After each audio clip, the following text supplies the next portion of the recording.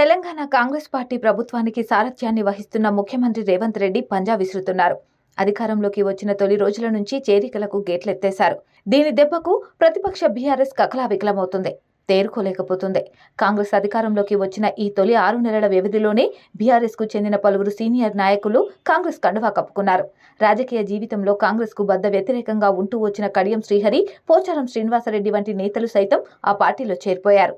K Keshavarao, ఆయన కుమార్తె Gadwal Vijayalakshmi, Ramulu, BB Patil, Venkatesh నేత, పసునూరి దయాకర్, రంజిత్ రెడ్డి, బొంతు రామ్మోహన్, టి రాజయ్య, కంచెల్ల చంద్రశేఖర్ రెడ్డి, పట్నం మహేందర్ రెడ్డి, పట్నం సునీత మహేందర్ రెడ్డి, దానం నాగేందర్, తెల్లం వెంకట్రావు, కాల యాదయ్య వంటి ఎంతో మంది బీఆర్ఎస్ కు గుడ్ బై చెప్పిన వారిలో ఉన్నారు. దీనికి ఇక్కడితో బ్రేకులు పడలేదు, ఇంకా కొనసాగుతూనే ఉంది. ఇప్పుడు ఏకంగా 6 మంది బీఆర్ఎస్ కు చెందిన శాసన మండలి సభ్యులు పార్టీ ఫిరాయించారు, కాంగ్రెస్ తీర్థాన్ని పుచ్చుకున్నారు. రేవంత్ రెడ్డి పార్టీ రాష్ట్ర వ్యవహారాల ఇన్ఛార్జి దీపాదాస్ మున్షి సమక్షంలో ఆ పార్టీ కండువా కప్పుకున్నారు. అర్ధరాత్రి ఈ చేరికలు చోటు చేసుకోవడం ప్రాధాన్యతను సంతరించుకుంది. ఎమ్మెల్సీలు దండెవిఠల్, భానుప్రసాదరావు, ఎంఎస్ ప్రభాకర్, బొగ్గారపు దయానంద్, ఎగ్గే మల్లేశం, బస్వరాజు సారయ్య తాజాగా కాంగ్రెస్ లో చేరారు. రేవంత్ రెడ్డి ఢిల్లీ పర్యటన ముగించుకుని హైదరాబాద్ కు చేరిన వెంటనే ఆయన సమక్షంలో కాంగ్రెస్ తీర్థం పుచ్చుకున్నారు.